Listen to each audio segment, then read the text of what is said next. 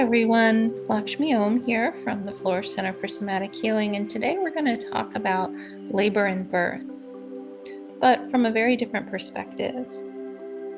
Years ago, when I very first started my prenatal yoga teacher training, one of the texts for the course was Birth Without Violence, and it's very beautiful, very simple book written from the baby's perspective, almost in poem form. And that was the first time, outside of being aware that babies feel anesthesia, being aware that baby's heart rate can drop, but it was the first time that I really began to think like, oh my goodness, like the baby really is having an experience, right? We had, myself included, put so much focus on the mother and her experience, which is incredibly important and linked to the baby's experience. But it's really essential that we investigate what birth is like, both the labor and actual birth part for babies, because it does set up psychological and even physical effects. So let's think about it this way. Did you know that babies actually participate in their birth? Some scientists say that there's a protein that the baby's brain creates that crosses into the mother's body and starts labor, if labor starts on its own. Babies push with their feet.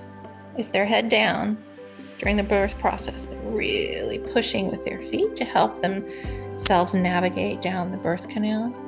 They rotate their head, they twist, they can move to try to find their way out. It is not a straight pathway. There are twists and turns and bumps and things to move around in the mother's pelvis. Babies, obviously, we know babies get stuck.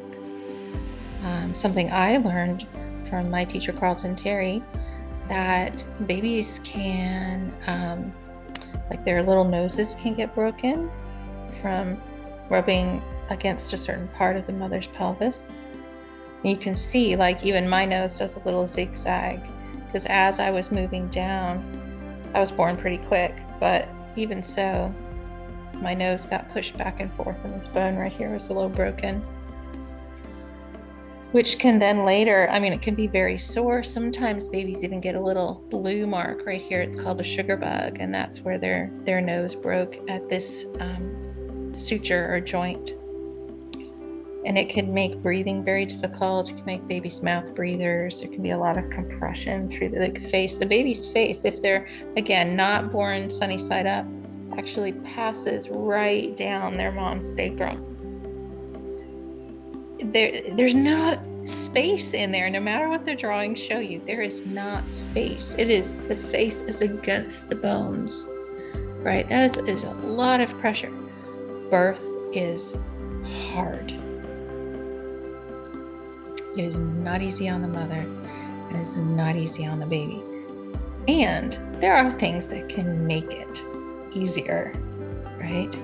Mom feeling safe and supported. Mom learning to trust her body and being able to move as she feels is appropriate. Mom being able to eat.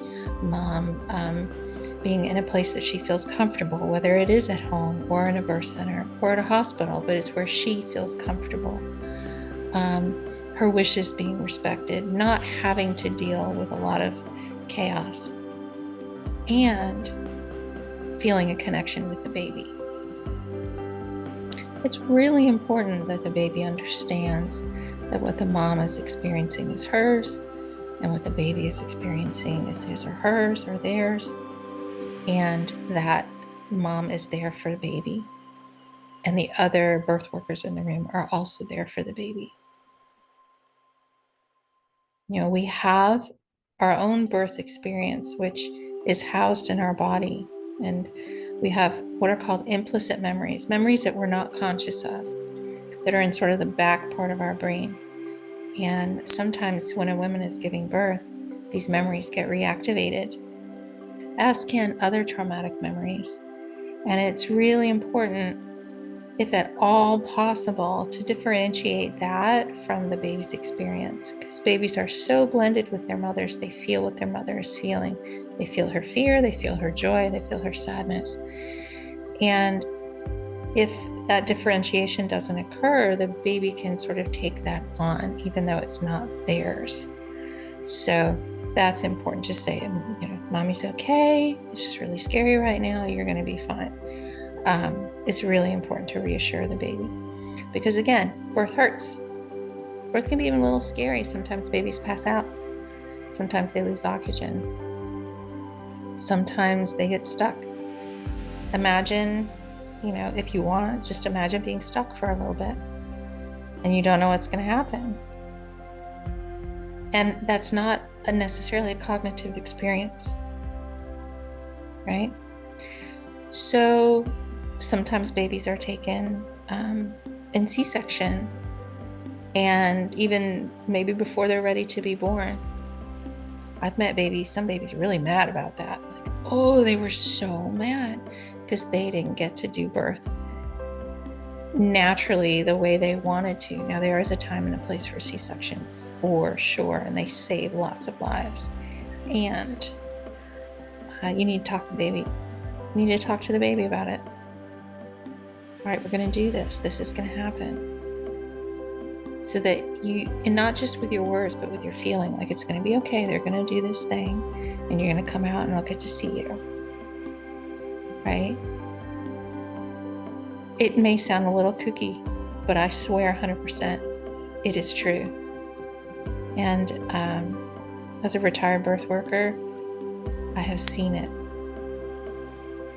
Babies have an experience all the way through gestation, labor, and birth.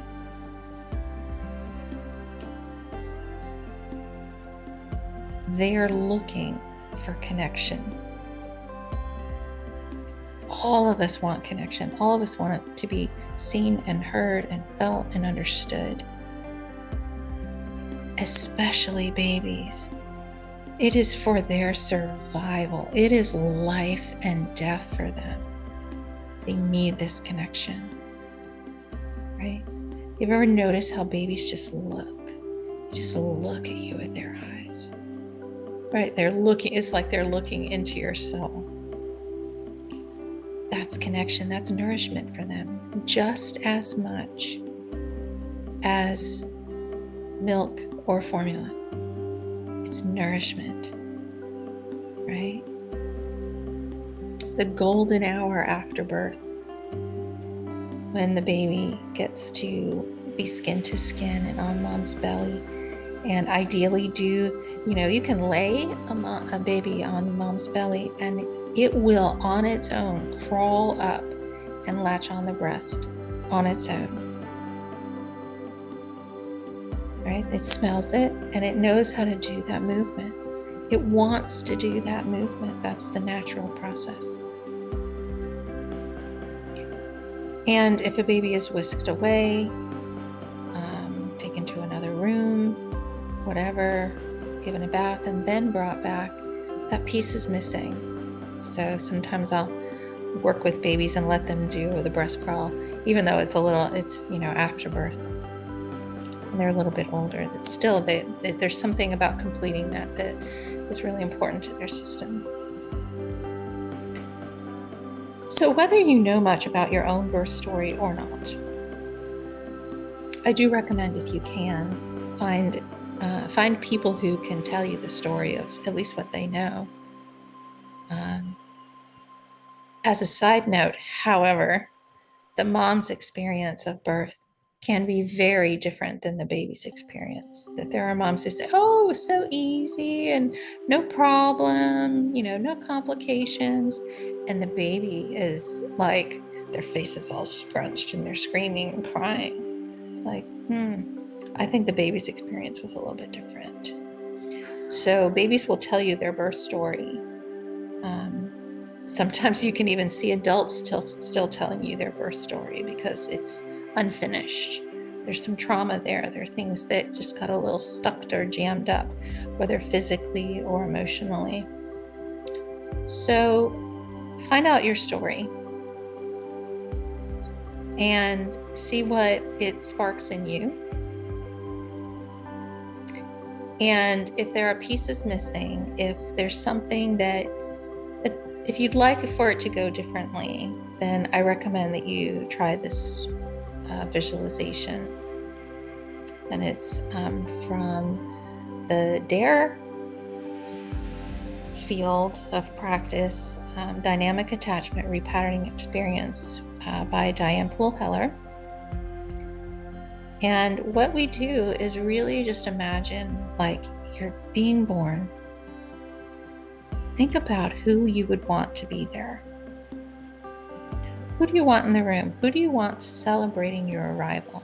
Who do you want to welcome you? There's no rules.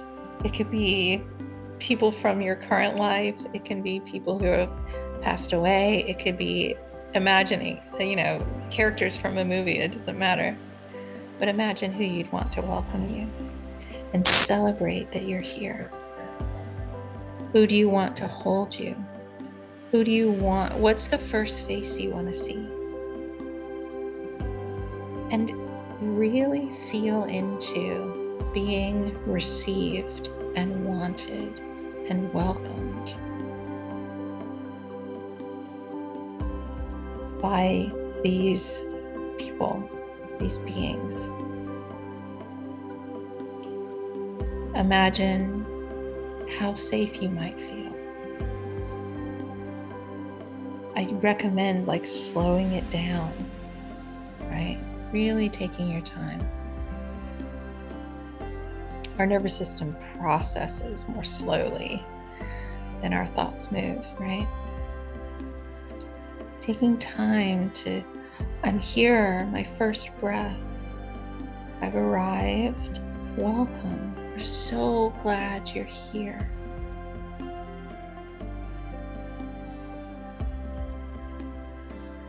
Imagine, if you want to be born into water or laid on your mom's belly.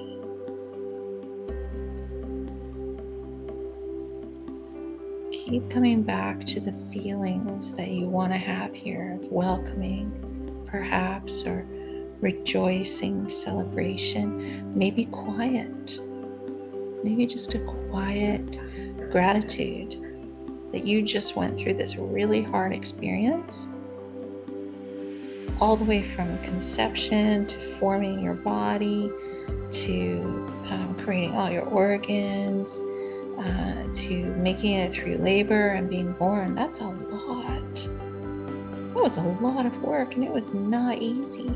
It's not easy to do all of those things. There's millions and millions of things that have to happen. And you're here.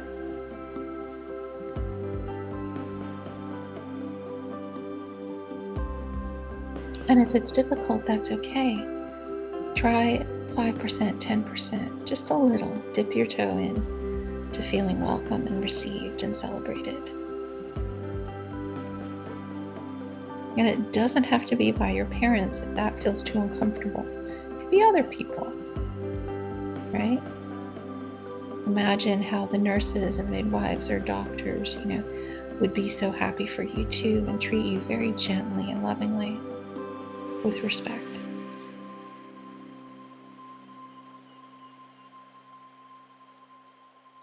Remember the core human need to be seen, to feel safe, to feel loved, to feel celebrated and understood. It starts even before we're born. Continues all the way until we're gone. Maybe after. I encourage you to take some time to journal about this and keep coming back to it. Right? To repair these deep early experiences, we kind of have to keep revisiting them a little and a little and a little to rewire our brain, create new neural pathways around being welcomed. As always, you can find me at the Flourish Center Somatic, and I will be happy to help any of you that would like a little additional assistance working through these things.